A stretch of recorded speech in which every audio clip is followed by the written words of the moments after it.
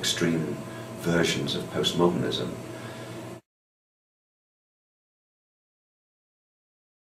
He's known for some of his ideas about simulacra and simulacrum. I was wondering if you could just explain what's meant by simulacra, firstly. Yeah, simulacra, he uses it in a slightly idiosyncratic way. I mean, and it's often distinct. Well, simulacra is the plural of simulacrum, and both of them refer, in his way of going about things, to the way a particular society realises or brings off reality, how it simulates, as he would call it, the real. So we never actually get at the real, but different forms of simulacra appear at different times. And essentially simulacra is how reality is brought off by a society, how it simulates the nature of reality. When you say simulates reality, are there instances in his work that suggest that sometimes there is no real that's simulated?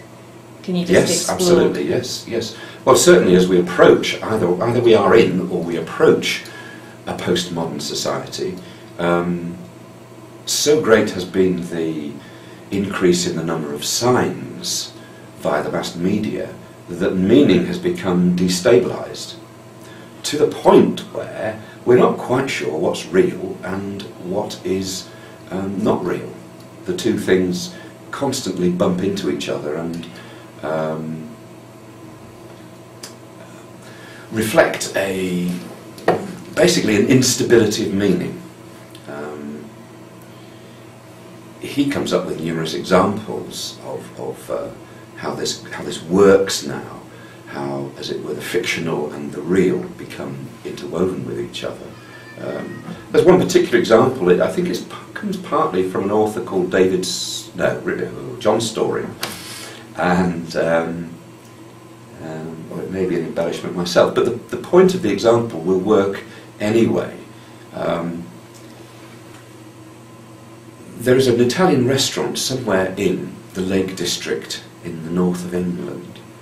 And if you can imagine, there's hills and lots of rain and lakes and so on and so forth. It's an Italian restaurant. And inside this Italian restaurant is a huge picture, a wall-sized mural of Marlon Brando. Now, I asked my students once, why Marlon Brando? Well, he's the Godfather. I said, I don't think he was a Godfather, you know. Godfather. So he wasn't a God, but it was in that film, wasn't it? It was called The God.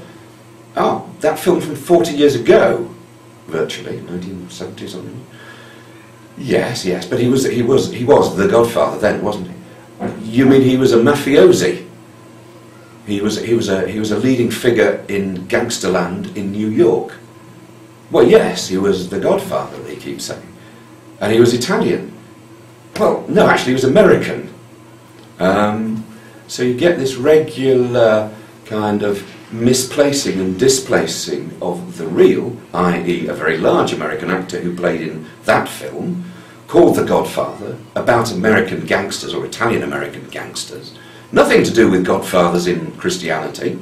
In the north of England, stuck on a wall in a restaurant, all of which tells us that it's an Italian restaurant. And we don't demur. We don't say, no, that's all untrue. We just take it for granted. Yeah, that's what it means. It's an Italian restaurant.